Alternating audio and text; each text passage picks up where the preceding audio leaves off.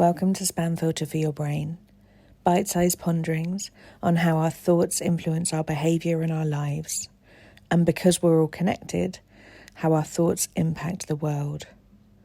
I'm here to help people reconnect with their bodies and declutter their brains. And I don't believe that we should just magically know how our emotions and our thoughts impact our lives if no one ever teaches us. So let's learn this stuff together. Most of us want to change something in our lives because we want to feel something different. We think that having external circumstances will change the way that we feel inside. I think everything that we do in life is because we're trying to move towards something that we want to feel or move away from something that we don't want to feel. Now, most of us are brought up to believe that if we could just have the right set of circumstances around us, we're going to feel something different, and that's going to allow us to have the emotional state that we want to. Quite often we're moving towards things like broad topic happiness, but actually peace, safety, contentment, confidence, lots of things that enable us to feel like we can be certain and safe and that our surroundings are going to be okay and we don't need to worry about stuff. And we think if we have the right setup around us, the right scenery, then the plot line will just follow. It will all just flow from there if we can just get the setup right. And I don't think that circumstances cause our feelings. I think that our thoughts about our circumstances are what cause our feelings. For me, I know this to be true because I know that there can be a straight set of circumstances that are completely factual and people can have lots of different feelings about them because they have lots of different thoughts about them. For someone, it might be the best thing in the world. For some person, it might be the worst thing in the world. And I think we don't always expand that to versions of ourselves as well. We can think of a particular scenario. A relationship is a cracking example, where you might have thought it was like the best thing in the world. And actually, in hindsight, you can see lots of things that perhaps you weren't acknowledging weren't that good at the time or weren't that good for you or good for either of you. We can look back and have different thoughts about a circumstance and feel different things at different points in our life. So we can tell from this that it is not the circumstance itself that causes our feelings, it's our thoughts about those circumstances. So therefore, changing the circumstance isn't going to change the way we feel, changing our thoughts will. And we can reverse engineer our way back there. So if you can pause and go, okay, if that thing changed, if that person stopped doing that thing, if that job were to change, the relationship were to change, the work were to change, the environment were to change, what do I think that thing would allow me to feel that I'm not feeling now? What's the emotion that I'm going for?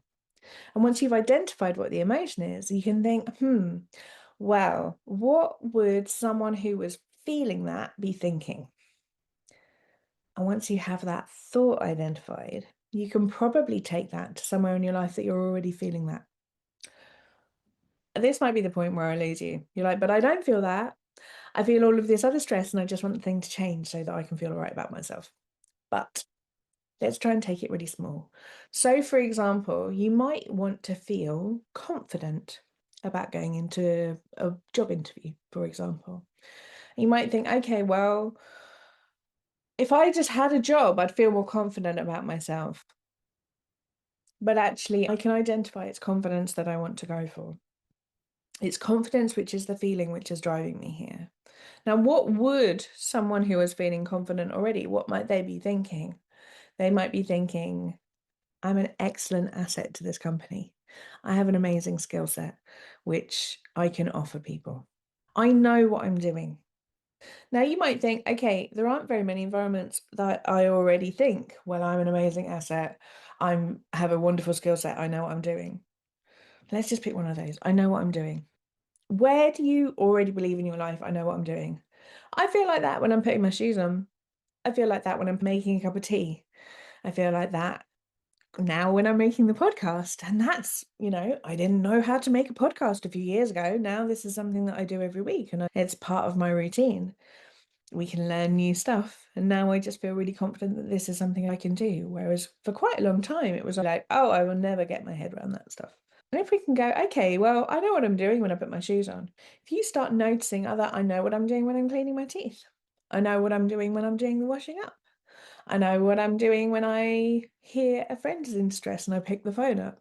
if you start making that thought more familiar to you and more available by practicing it, and notice all these things around you where you can go, okay, this is a skill that I have. I know how to do this.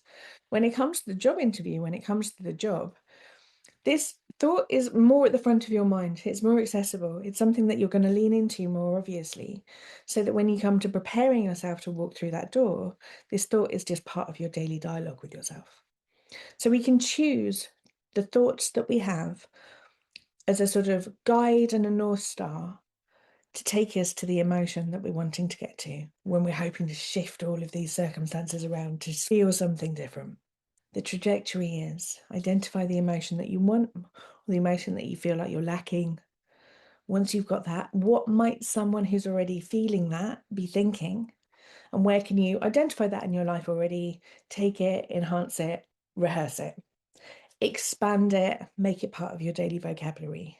And this is the way that we get a lot more access to a lot more of the emotions that we want in our life on a regular basis.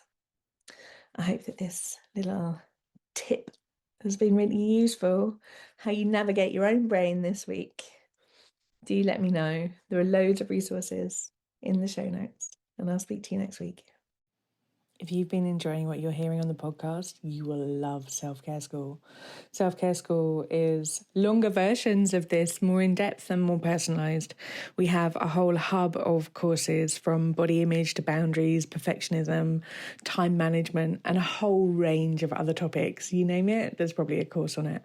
But most importantly, we also have a weekly group coaching call where you get to apply this stuff to your everyday life and get support to try and untangle your own story from some of the emotions that you might not be enjoying in your life. If you would like to learn how to apply this work to your specific situation and to be building a life of your dreams, I would love to see you inside. Do pop over to selfcareschool.co.uk.